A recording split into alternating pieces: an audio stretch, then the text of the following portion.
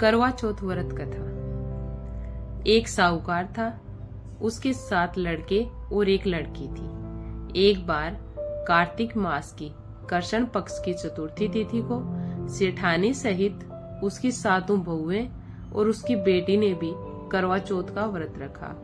रात्रि के समय जब साहूकार के सभी लड़के भोजन करने बैठे तो उन्होंने अपनी बहन से भी भोजन कर लेने को कहा। इस पर बहन ने कहा, भाई अभी चांद नहीं निकला है, चांद के निकलने पर उसे अर्घ देकर ही मैं भोजन करूंगी। साहूकार के बेटे को अपनी बहन से बहुत प्रेम करते थे।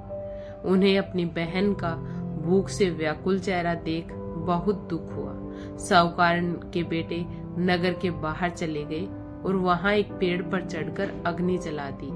घर वापस आकर उन्होंने अपनी बहन से कहा, देखो बहन, चांद निकल आया है, अब तुम उन्हें अर्घ देकर भोजन ग्रहण करो। साहूकार की बेटी ने अपनी भाभियों से कहा, देखो चांद निकल आया है, तुम लोग भी अर्घ देकर भोजन कर लो। ननंद की बात सुनकर भाभियों ने कहा, बहन अभी चांद नहीं निकला है, तुम्हारे भाई धोखे से अग्नि जलाकर उसके प्रकाश को चांद के रूप में तुम्हें दिखा रहे हैं। साहूकार की बेटी अपनी भाभियों की बात को अनसुनी करते हुए भाइयों द्वारा दिखाए गए चांद को अर्घ देकर भोजन कर लिया।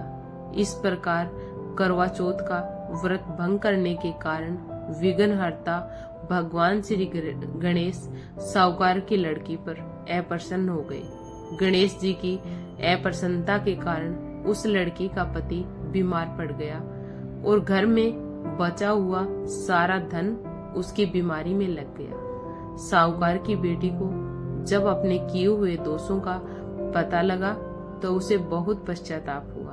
उसने गणेश जी से क्षमा प्रार्थना की और फिर से विधि विधान पूर्वक चतुर्थी का व्रत शुरू कर दिया। उसने उपस्थित सभी लोगों का श्रद्धानुसार आदर किया और तदुपरांत उनसे आशीर्वाद ग्रहण किया।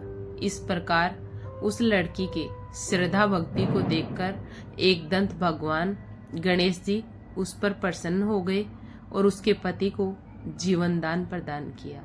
उसे सभी प्रकार के रोगों से मुक्त करके धन संपत्ति वैभव से युक्त कर दिया। धन्यवाद। प्लीज वीडियो को लाइक, शेयर एंड सब्सक्राइब जरूर करें।